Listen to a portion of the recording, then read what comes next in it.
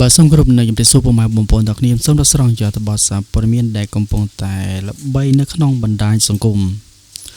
ខូចឈ្មោះមន្ត្រីក៏ហើយបរិម្នាក់បើក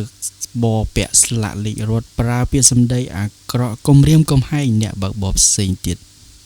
តាមរយៈវីដេអូដែលបានចែករំលែកដោយលោកដនសុមុនីរតន៍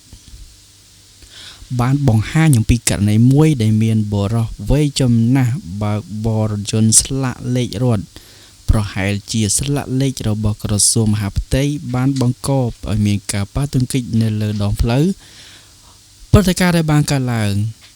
បុរសនោះបានបត់ឆ្វេងដោយមិនបានផ្ដល់សញ្ញាបានត្រឹមត្រូវដែលធ្វើឲ្យយន្តមួយគ្រឿងទៀតដែលកំពុងបើកបរមកពីក្រោយបានប្រើប្រាស់ប្រាំងបង្ខំបន្ទាន់ដើម្បីបញ្ជៀសការប៉ះទង្គិចប្រតិកម្មដែលមិនសមរម្យជំនួសឲ្យការសំទោសឬទទួលស្គាល់កំហុសរបស់ខ្លួនបុរសដែលបើករថយន្តស្លាកលេខរត់រូបនោះបានប្រើពាក្យសម្ដីមិនសមរម្យនិងគំរាមកំហែងដល់អ្នកបើកបរផ្សេងទៀតដោយបាននិយាយថា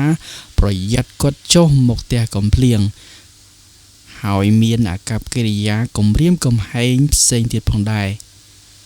ការចោទសួរពីសាធារណជនករណីនេះបានធ្វើឲ្យមានការចោទសួរជាច្រើនថាហេតុអ្វីមន្ត្រីមួយចំនួនមានអាកប្បកិរិយាឆាប់ខឹងនិងគំរាមកំហែងការប្រើប្រាស់ស្លាកលេខរត់ត្រូវបានគេយល់ឃើញថាជាអំណាចដើម្បីគំរាមកំហែងប្រជាពលរដ្ឋទូទៅឬទេតើការងារប្រព្រឹត្តខុសច្បាប់ចរាចរណ៍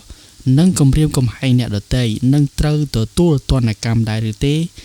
ករណីនេះបង្ហាញអំពីបញ្ហាធំមួយអំពីការប្រើប្រាស់អំណាចមិនត្រឹមត្រូវនិងអាកប្បកិរិយាមិនសមរម្យរបស់មន្ត្រីមួយចំនួន